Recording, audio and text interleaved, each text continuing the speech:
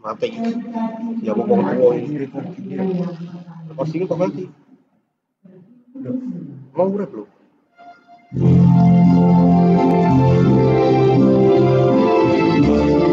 Mati. Nah, ini wis muro, lagi belum. Mau mati.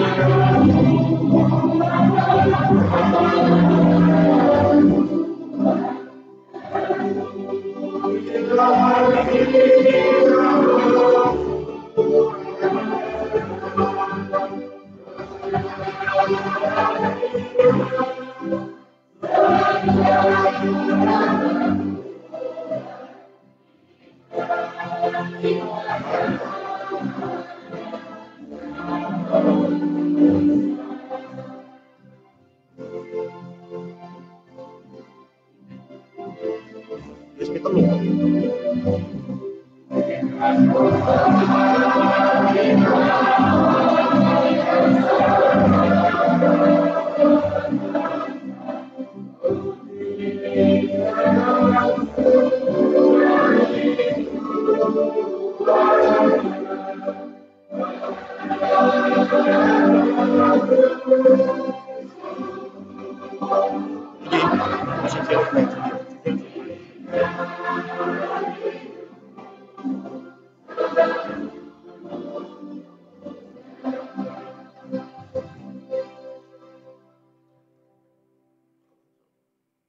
Kebaktian Minggu Pentakosta pada hari ini berlangsung di dalam nama Bapa, Anak, dan Roh Kudus.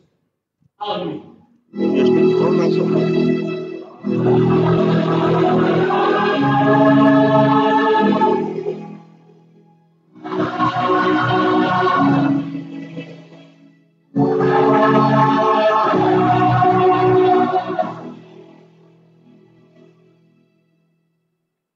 Kasih karunia dan damai sejahtera dari Allah di dalam Tuhan Yesus Kristus menyertai saudara.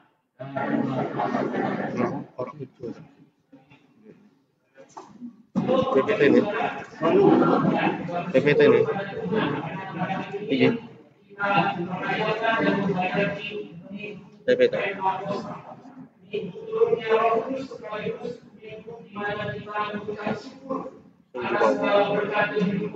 Yang Tuhan berikan kepada kita di tahun ini. Tema Minggu Pentakosta hari ini adalah Roh Kudus, stasiun pengubah kehidupan. Melalui tema ini kita menemukan bahwa Roh Kudus yang dicurahkan dalam hidup kita menjadi sumber kekeluaran dan penghiburan kita. Serta kita bersedia agar Roh Kudus mengubah kehidupan kita menjadi lebih baik. Dalam puji Tuhan, kita merayakan hari Pentakosta ini dengan menyanyikan Kidung Jemaat 234 di hari Pentakosta.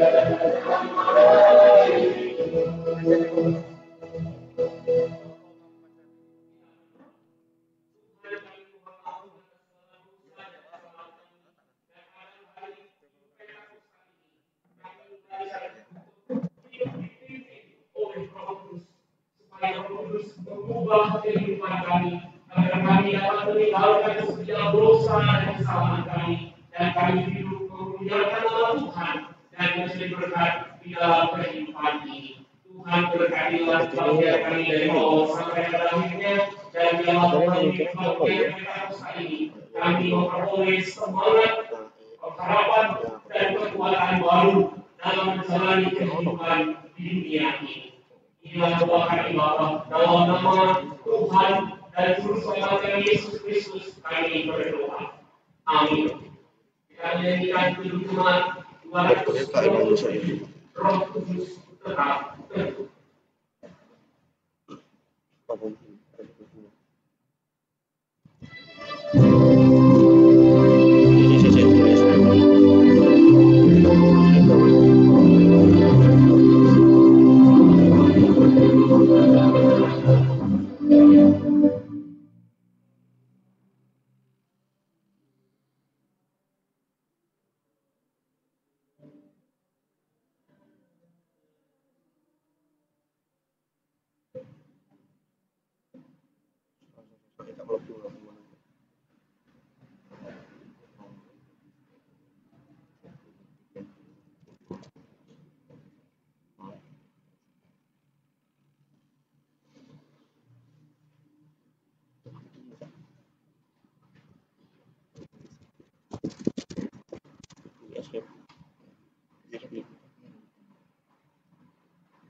Pada datang lah.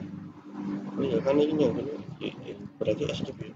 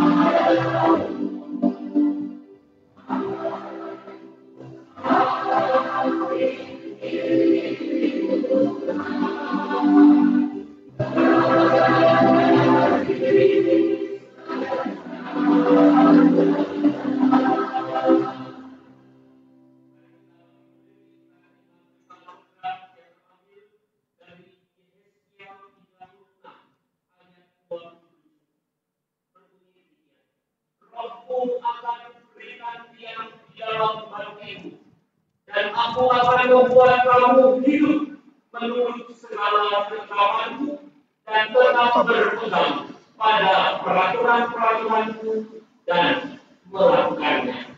Demikianlah berita anugerah dari Tuhan. Salam sejahtera bagi saudara.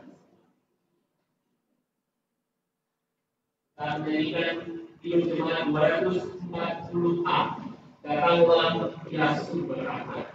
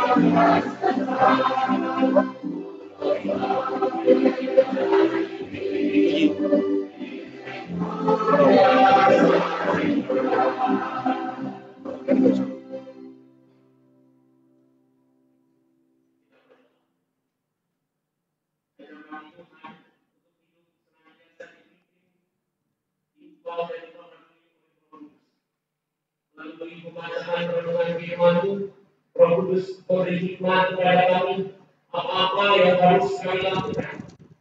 Dan Roh Kudus memampukan kami untuk menjadi saksi-saksi-Mu, menceritakan dan menghadirkan cinta kasih Tuhan di dalam kehidupan ini. Tuhan berkati para rektor, pemazmur dan mamamu yang membacakan dan menyanyikan firman Tuhan, sehingga apa yang disampaikan semuanya menjadi berkat bagi kami, dan hamba yang akan menguraikan firman ialah pemimpin sehingga firman Tuhan dapat menjadi rema di dalam kehidupan kami. Dalam nama Tuhan Yesus kami berdoa. Amin.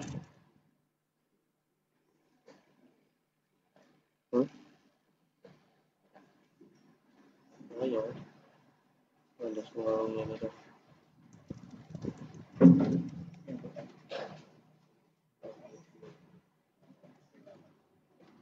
Kita berlari kisah para sepuluh ayat 1 sampai 21.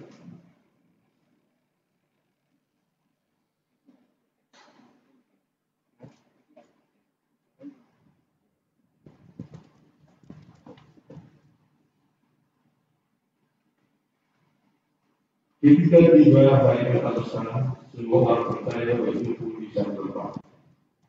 Tiba-tiba turunlah dari langit suatu bunyi seperti tiupan angin keras yang memenuhi seluruh rumah di mana mereka duduk. Dan tampaklah kepada mereka bida-bida seperti api yang bertebaran dan tiba kepada mereka masing-masing. Maka penuhlah mereka dengan Roh Kudus.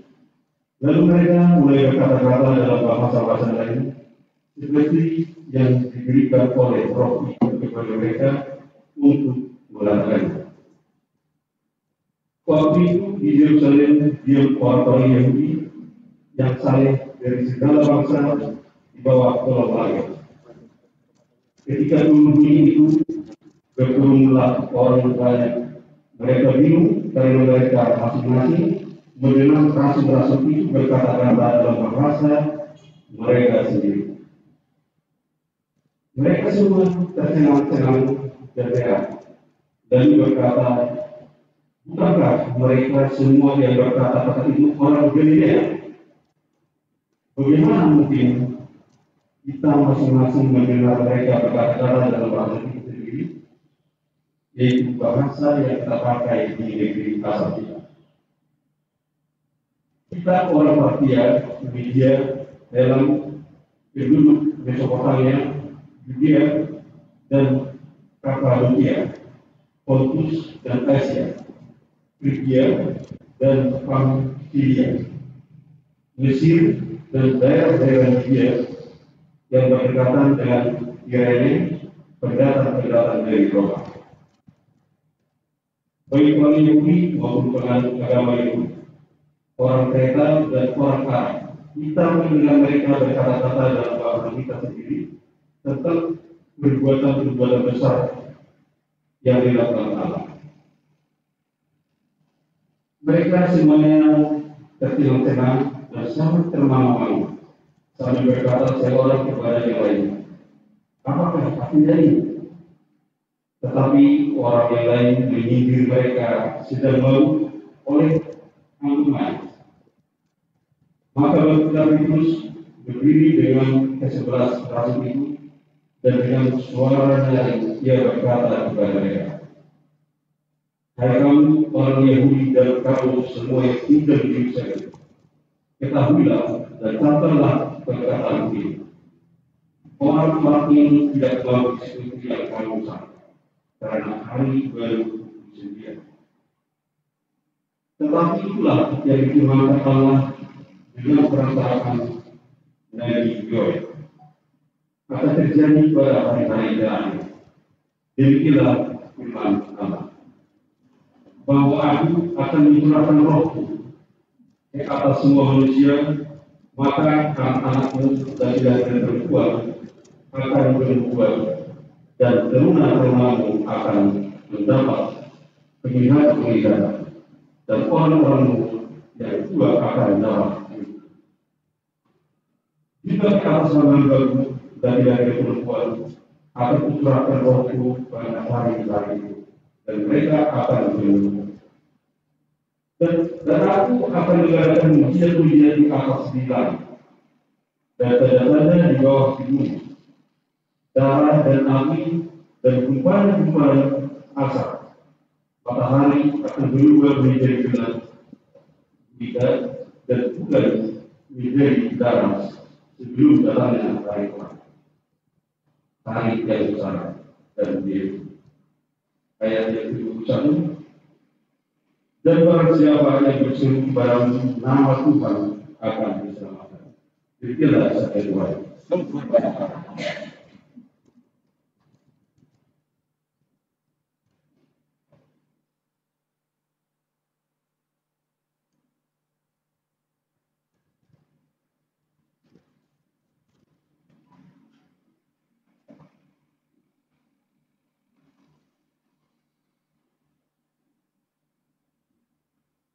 Jemaat yang dikasihi Tuhan Yesus, mari kita menyanyikan lagu Mazmur 104 secara berbalasan.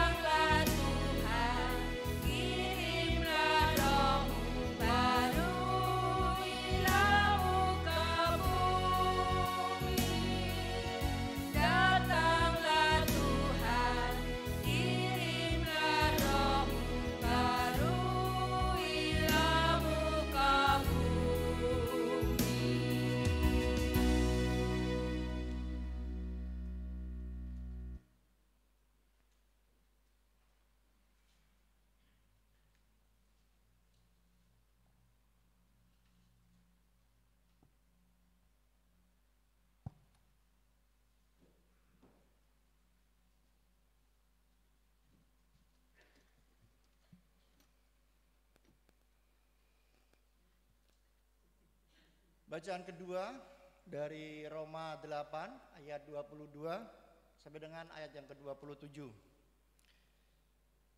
Roma 8 ayat 22 sampai dengan yang ke-27.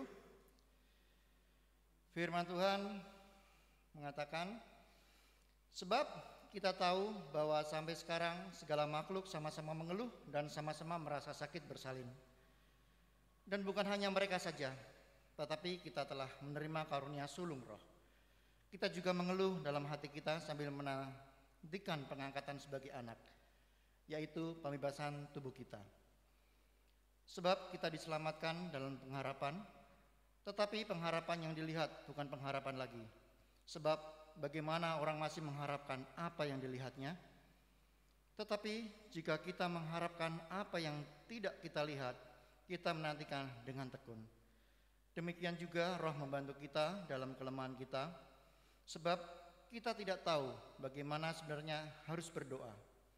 Tetapi Roh sendiri berdoa untuk kita kepada Allah dengan keluh-keluhan yang tidak terucapkan. Dan Allah yang menyelidiki hati nurani mengetahui maksud Roh itu, yaitu bahwa Ia sesuai dengan kehendak Allah berdoa untuk orang-orang kudus. Demikianlah firman Tuhan.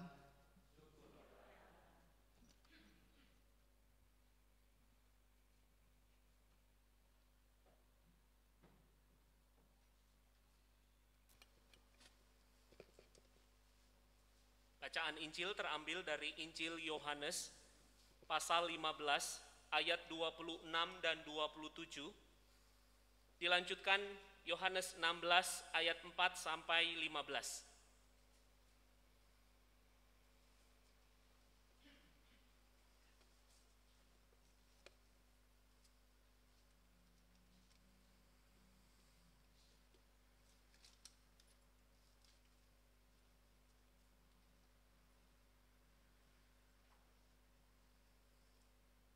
Jikalau penghibur yang akan kuutus dari Bapa datang, yaitu Roh kebenaran yang keluar dari Bapa, Ia akan bersaksi tentang aku.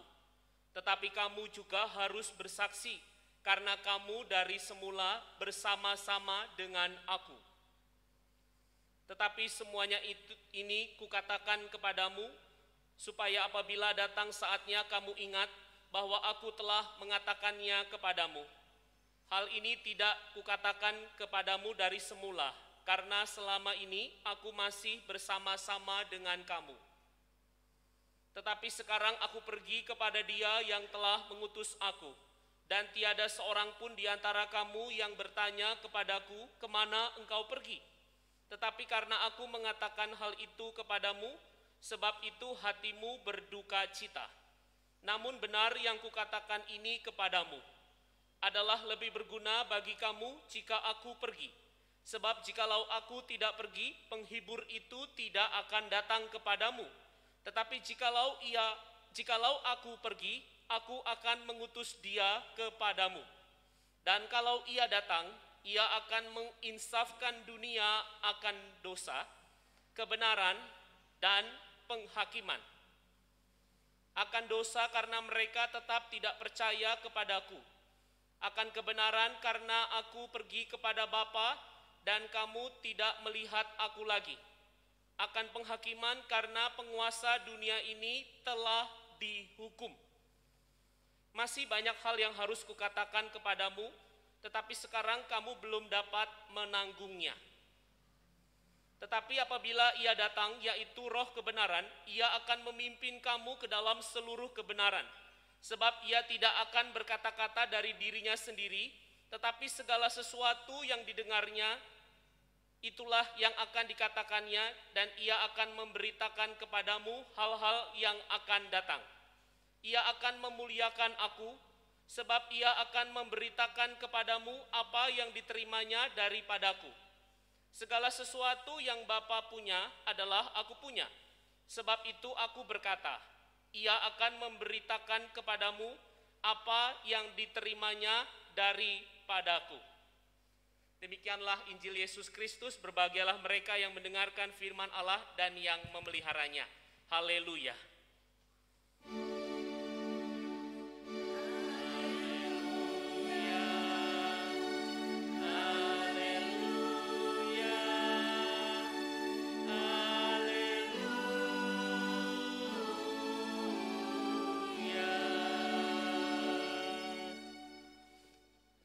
hari Pentakosta ini kita merenungkan dan menghayati makna dan kuasa Roh Kudus di dalam kehidupan orang percaya.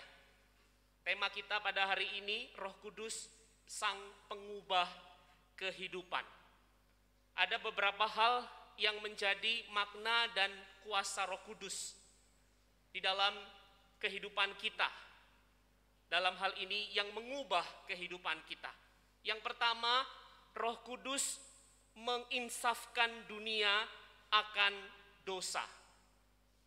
Jadi Sang Pengubah Kehidupan ini menginsafkan dunia, termasuk kita di dalamnya, akan dosa.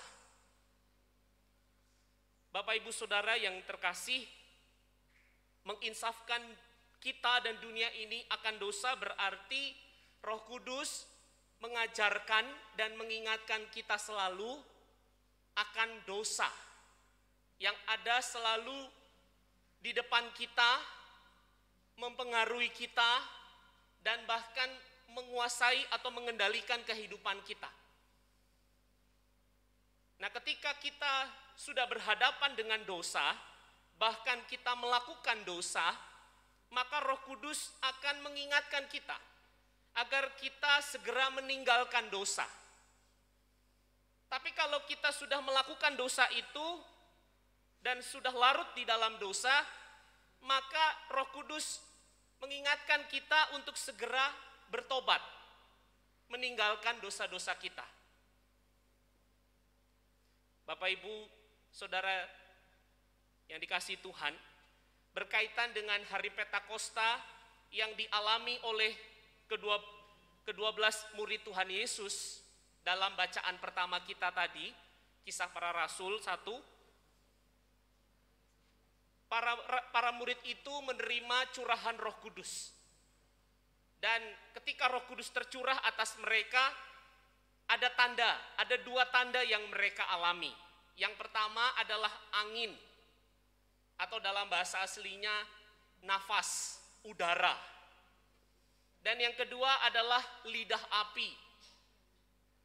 Jadi api berbentuk lidah yang ada di atas kepala mereka sebagai tanda Roh Kudus tercurah memenuhi kehidupan ke-12 murid tersebut. Jadi angin dan api ini memenuhi kehidupan murid-murid Tuhan Yesus. Nah, dalam kaitan dengan firman Tuhan hari ini berarti peranan Roh Kudus yang mengubah kehidupan kita agar kita insaf dari dosa, berarti kita diinsafkan untuk dapat menghargai dan menjaga kehidupan kita agar tidak jatuh di dalam dosa, agar tidak dikuasai oleh dosa. Nafas. Kita setiap hari bernafas. Tanpa nafas kita akan lemas dan bahkan mati. Apalagi di tengah pandemi COVID-19 ini, ketika kita keluar dari rumah, kita harus mengenakan masker. Karena kita tahu bahwa di luar rumah, termasuk di lingkungan gereja kita, ada kemungkinan virus corona atau virus penyakit lainnya. Nah, karena itu kita diwajibkan mengenakan masker. Sehingga tentu ini menjadi tantangan dan upaya kita ketika bernafas. Bagaimana kita mengatur nafas kita. Nah, dalam kaitan dengan curahan Roh Kudus berarti Roh Kudus menyadarkan dan mengingatkan kita agar kita tidak bermain-main dengan dosa. Karena dosa itu seperti virus. Yang kalau virus itu sudah masuk di dalam tubuh kita, virus itu sudah hadir dan berkuasa dalam hidup kita, maka virus itu bisa merusak dan menghancurkan kita.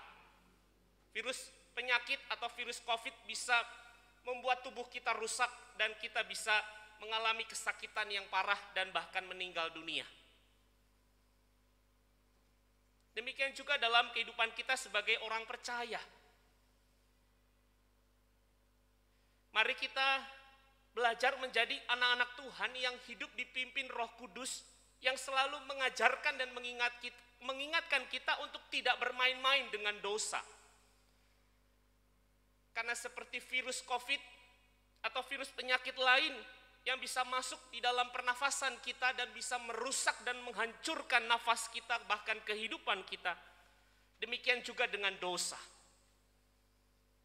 Dan tidak ada istilah dosa kecil atau dosa besar. Apapun perkataan dan perbuatan kita, bila hal itu dilakukan bukan berdasarkan kehendak Tuhan, bukan sesuai dengan firman Tuhan, bukan sesuai dengan suara hati yang Tuhan berikan kepada kita, itu adalah dosa.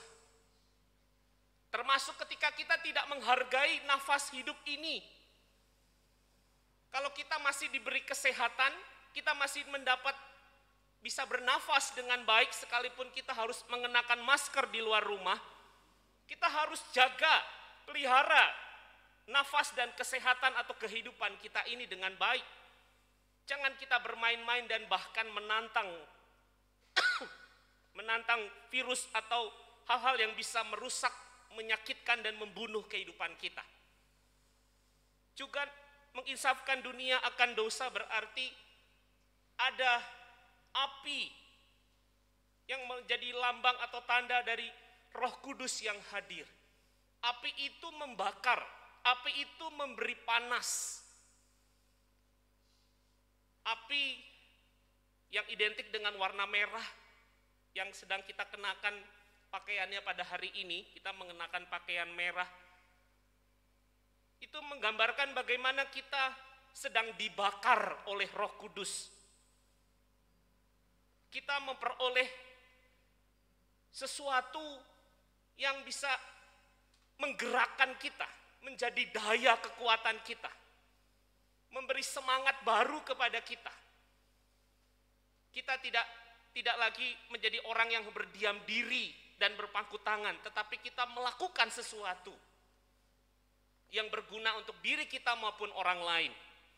Nah, kalau kita dipimpin Roh Kudus berarti ketika dosa itu menggoda kita untuk hanya berpangku tangan, hanya diam, berkeluh kesah atas kehidupan ini, berkeluh kesah atas setiap persoalan yang kita hadapi, menyalahkan Tuhan, menyalahkan orang lain, menyalahkan keadaan, itu adalah termasuk kuasa dosa yang sedang mengintai dan menguasai kita. Jadi Roh Kudus mengingatkan dan mengajarkan kita untuk dapat bersemangat dalam segala keadaan hidup ini. Roh Kudus memberikan sesuatu yang panas yang menjadi daya kekuatan kita. Sekalipun kita sudah tidak kuat untuk berdiri, tidak kuat lagi untuk berjalan, menjalani hidup ini di tengah persoalan, tetapi Roh Kudus memberi semangat baru, memberi panas yang membuat kita kembali bergairah.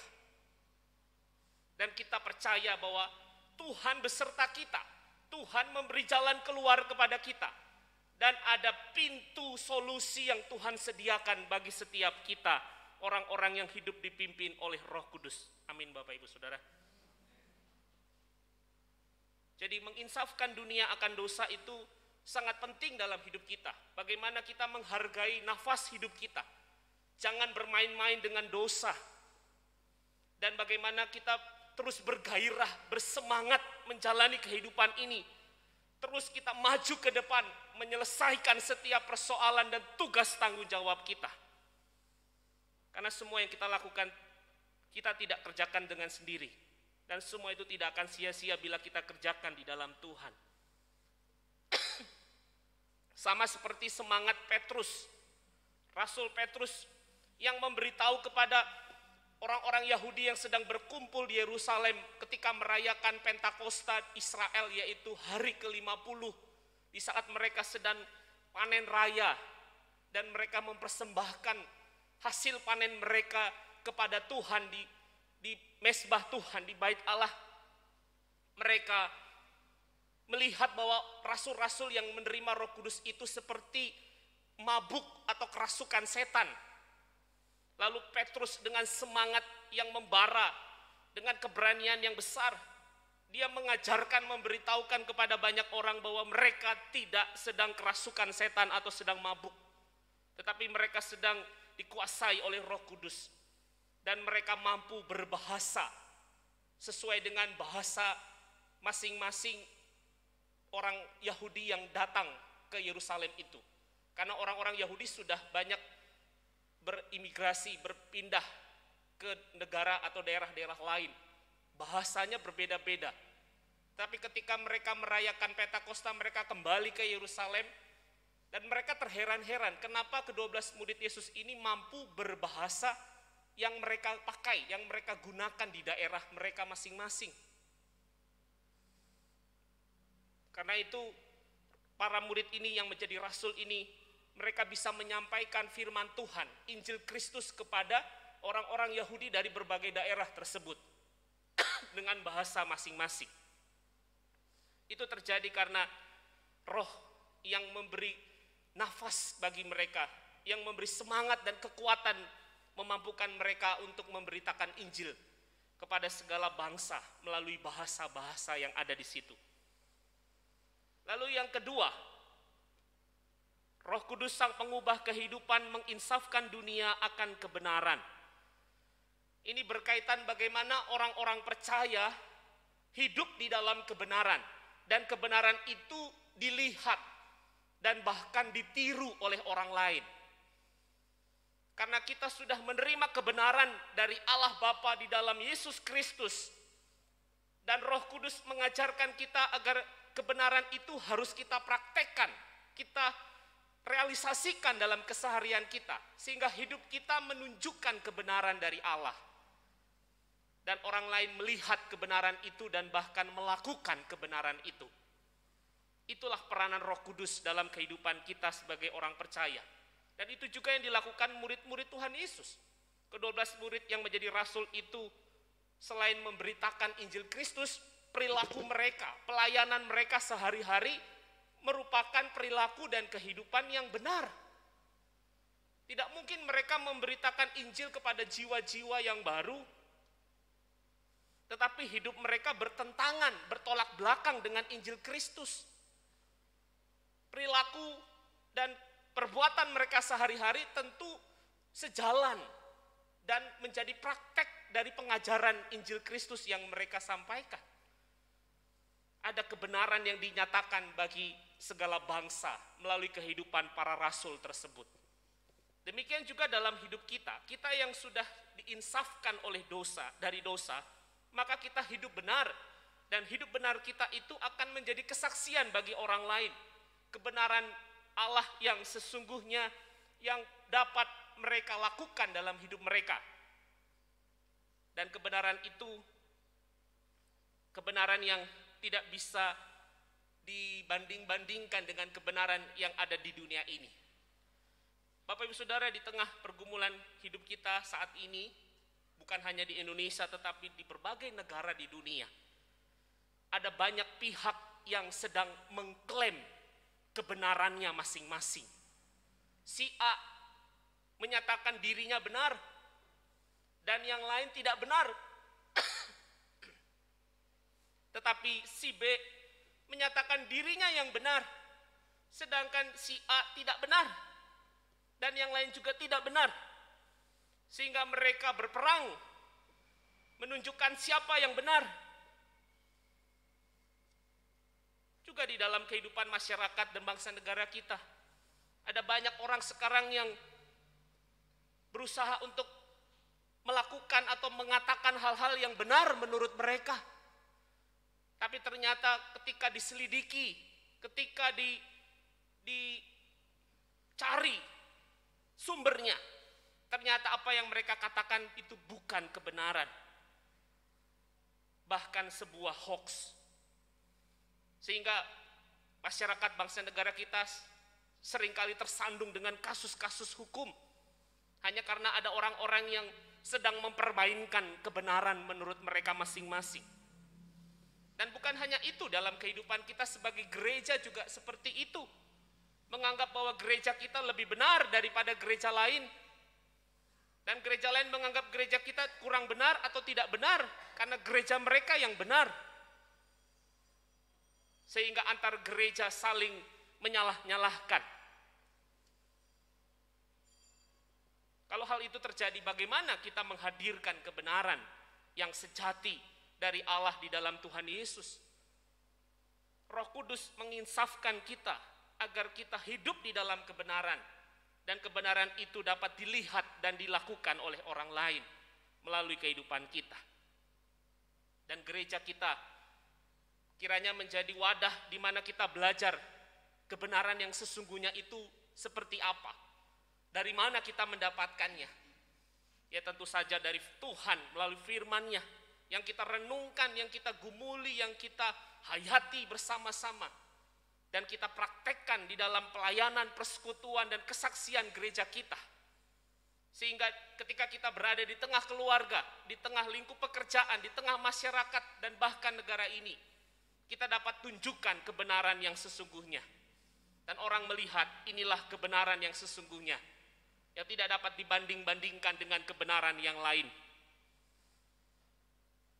Dan Roh Kudus mengubah kehidupan kita agar kita insaf akan adanya penghakiman. Bahwa hidup ini akan berakhir pada waktunya. Dan di akhir itu akan ada penghakiman. Setiap makhluk yang bernafas, setiap manusia akan berhadapan dengan penghakiman. Sehingga apapun yang kita katakan, apapun yang kita lakukan dalam hidup ini, sampai Tuhan memanggil kita pulang atau sampai Tuhan datang kembali di dunia ini, maka kita harus mempertanggungjawabkan itu semua di hadapan Tuhan. Jadi hidup kita tidak main-main. Sedetik pun hidup kita itu dipertanggungjawabkan kepada Tuhan. Makanya Roh Kudus itu Allah curahkan bagi orang-orang percaya, agar hidup orang-orang percaya ini hidup yang selalu insaf akan dosa, tahu kebenaran dan melakukan kebenaran dalam hidupnya, dan bahkan siap menghadapi penghakiman.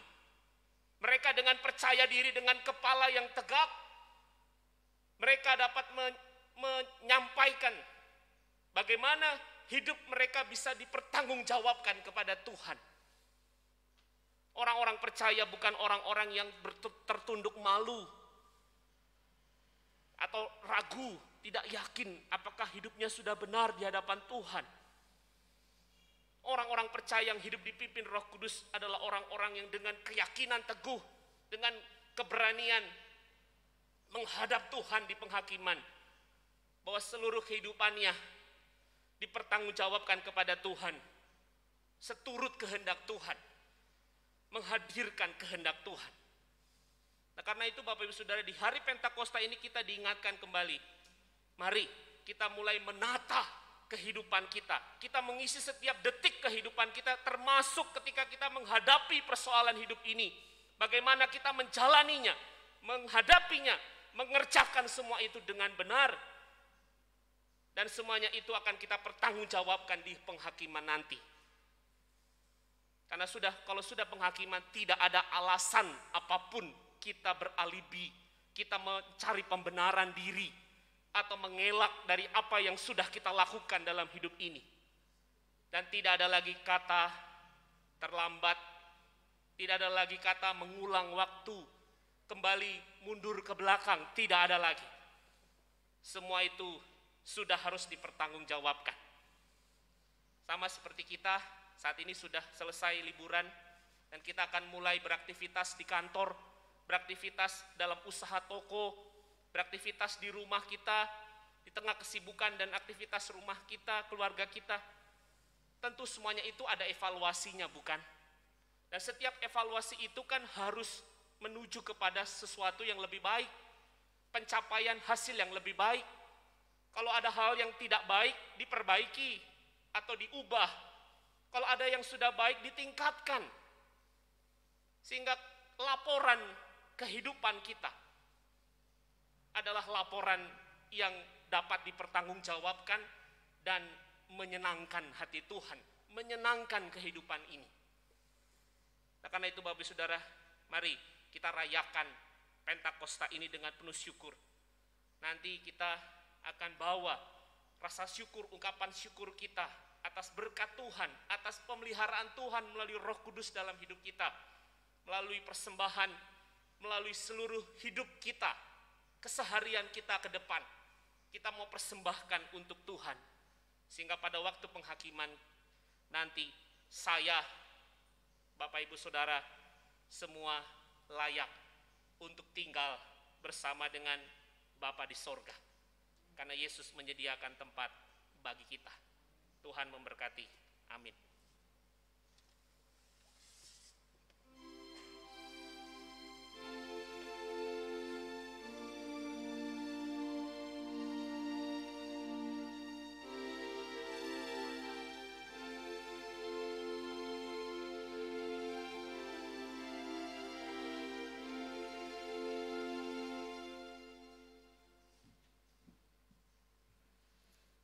Bapak Ibu, kami mohon untuk bangkit berdiri. Kita akan bersama dengan gereja Tuhan di segala abad dan segala tempat. Marilah kita mengikrarkan pengakuan iman rasuli kita yang berbunyi demikian. Aku percaya kepada Allah, Bapa yang Maha Kuasa, Khalik langit dan bumi, dan kepada Yesus Kristus, anaknya yang tunggal Tuhan kita, yang dikandung dari Roh Kudus, lahir dari anak darah Maria, yang menderita sengsara di bawah pemerintahan Pontius Pilatus, disalibkan, mati dan dikuburkan, turun ke dalam kerajaan maut. Pada hari ketiga, bangkit pula dari antara orang mati, naik ke surga, duduk di sebelah kanan Allah, Bapa yang Maha Kuasa, dan dari sana ia akan datang untuk menghakimi orang yang hidup dan yang mati. Aku percaya kepada Roh Kudus, gereja yang kudus dan am, persekutuan orang kudus, pengampunan dosa, kebangkitan orang mati, dan hidup yang kekal. Amin. Disilakan duduk kembali.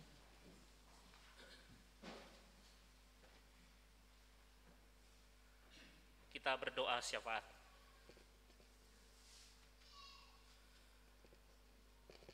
Tuhan, saat ini kami berdoa bagi saudara-saudara kami, anggota keluarga kami, atau bahkan diri kami yang sedang mengalami pergumulan sakit atau dalam pemulihan.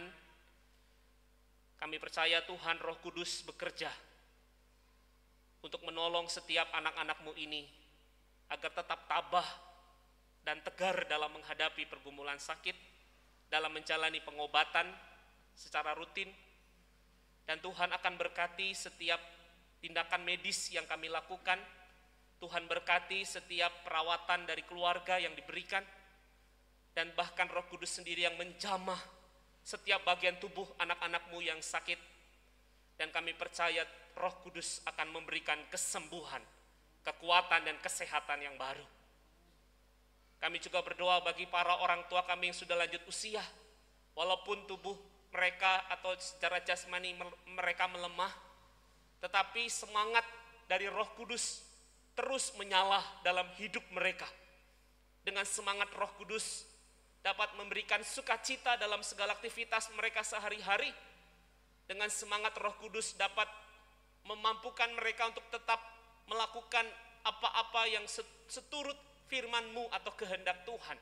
Mereka dapat tetap berbuah manis, baik kepada keluarga maupun kepada generasi-generasi penerus, generasi-generasi muda di sekitar mereka. Dan melalui hidup mereka nama-Mu dipermuliakan. Tuhan, kami berdoa juga bagi saudara-saudara kami yang berulang tahun di dalam sepekan ini. Di antaranya kami mau berdoa bagi Ibu Rosana Ria Turnip, Ibu Sri Wahyuni, Saudari Ririn Marito Turnip, dan Ibu Anastasia, atau saudara kami yang lain yang belum kami sebutkan bertambah usia di dalam sepekan. Tuhan berkati kesehatan mereka. Tuhan berkati pendidikan, pekerjaan, dan kehidupan keluarga mereka. Tuhan pimpin sertai dalam menghadapi pergumulan mereka. Kami percaya Roh Kudus menolong mereka, memampukan mereka sehingga dapat mengatasi segala persoalan dengan bijaksana, dan bahkan mereka menerima berkat Tuhan dan menjadi berkat bagi sesama mereka. Kami juga berdoa untuk program gereja Tuhan. Pada saat ini gerejamu sedang mengadakan peremajaan dinding atau pengecatan dinding gereja dan pagar gereja. Tuhan memberkati proses pengecatan gereja ini agar berlangsung dengan baik, dan Tuhan berkati juga gerejamu di dalam membiayai kebutuhannya. Kami percaya Tuhan akan mencukupkannya. Tuhan memberkati juga program pemilihan penatua. Tuhan memberkati persiapan dan pelaksanaan HUTMAS GKI Rembang di bulan Agustus. Tuhan berkati program-program majelis jemaat dan program-program komisi yang ada. Karena melalui semua program gerejamu Tuhan, kami diingatkan agar gerejamu senantiasa insaf akan dosa, senantiasa insaf untuk hidup melakukan kebenaran, dan senantiasa insaf bahwa hidup kami dipertanggungjawabkan di hari penghakiman. Tuhan berkati segala kebutuhan yang ada dalam gereja Tuhan ini. Tuhan, kami berdoa juga untuk keluarga kami masing-masing. Bagi diri kami, pasangan hidup kami, orang tua, saudara-saudara kandung kami, kakak adik, anak, menantu dan cucu-cucu kami, dan siapapun yang ada dalam keluarga kami. Kami percaya Roh Kudus memelihara mereka. Roh Kudus menyertai, mengingatkan, mengajarkan mereka. Roh Kudus akan memberkati segala kehidupan seluruh anggota keluarga kami. Kami percaya Tuhan berikan kedamaian, kerukunan, kebahagiaan, dan kesejahteraan kepada semua anggota keluarga kami. Tuhan berkati dalam pendidikan dan pekerjaan mereka. Tuhan berkati dalam kerinduan mencari pasangan hidup mereka. Tuhan berkati dalam kerinduan mendapatkan keturunan, anugerah anak dalam rumah tangga mereka. Tuhan memberkati di dalam kehidupan rumah tangga bersama dengan cucu-cucu kami. Kami percaya Tuhan segala sesuatu dipimpin oleh Roh Kudus. Dan kami percaya setiap anggota keluarga kami adalah anggota keluarga yang hidup insaf akan dosa, kebenaran, dan penghakiman. Tuhan, kami juga mau berdoa bagi kehidupan Kabupaten Rembang. Tuhan berkati setiap pemimpin di daerah kami. Tuhan berkati setiap program-program kebijakan pemerintah daerah kami.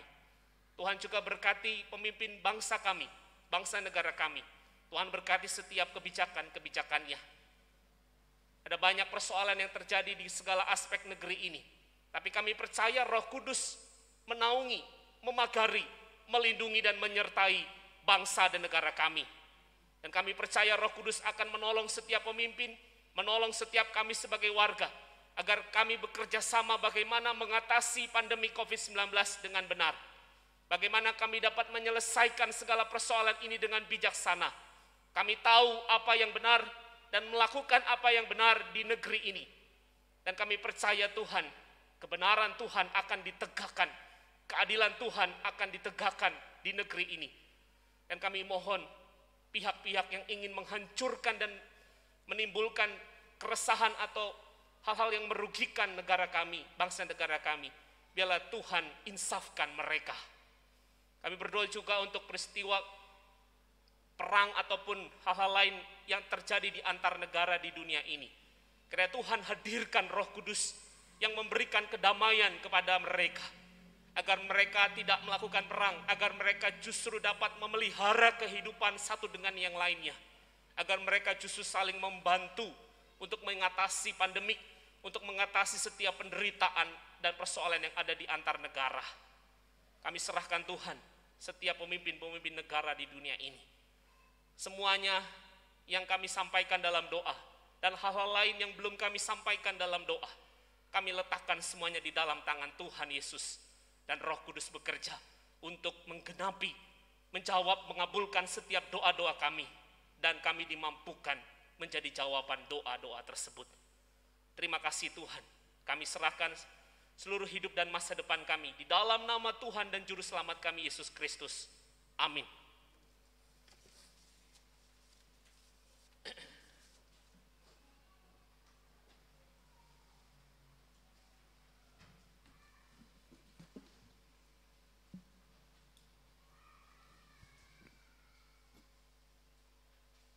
Marilah kita memberikan persembahan kepada Tuhan dengan penuh syukur.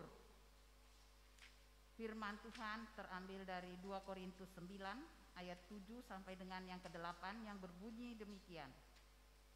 Hendaklah masing-masing memberikan menurut kerelaan hatinya, jangan dengan sedih hati atau karena paksaan, sebab Allah mengasihi orang yang memberi dengan sukacita, dan Allah sanggup melimpahkan segala kasih karunia kepada kamu, supaya kamu senantiasa berkecukupan di dalam segala sesuatu dan malah berkelebihan di dalam pelbagai kebajikan.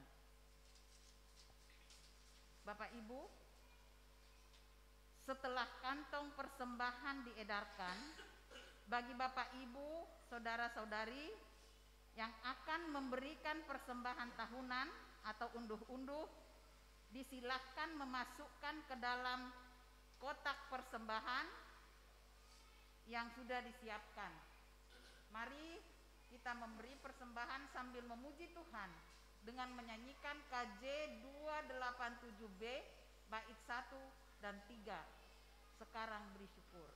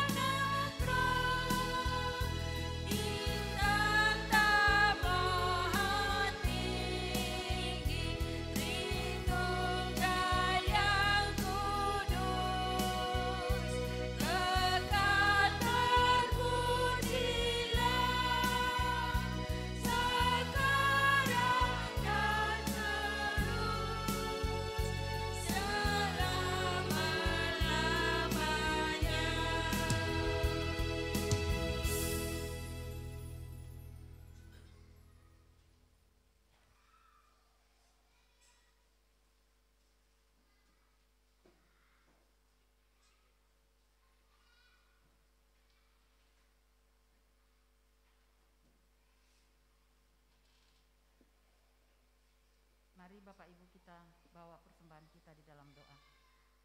Tuhan Allah Bapa kami dalam surga, terima kasih Bapak, kami sudah mendengarkan firman-Mu, dan terlebih-lebih Tuhan, kami juga sudah memberikan persembahan pada saat ini, dan kami tahu Tuhan bahwa persembahan yang kami berikan ini asalnya daripada-Mu. Tuhan Yesus, biarlah persembahan ini Engkau berkati Tuhan, agar boleh dipakai di gereja-Mu GKI Rembang ini.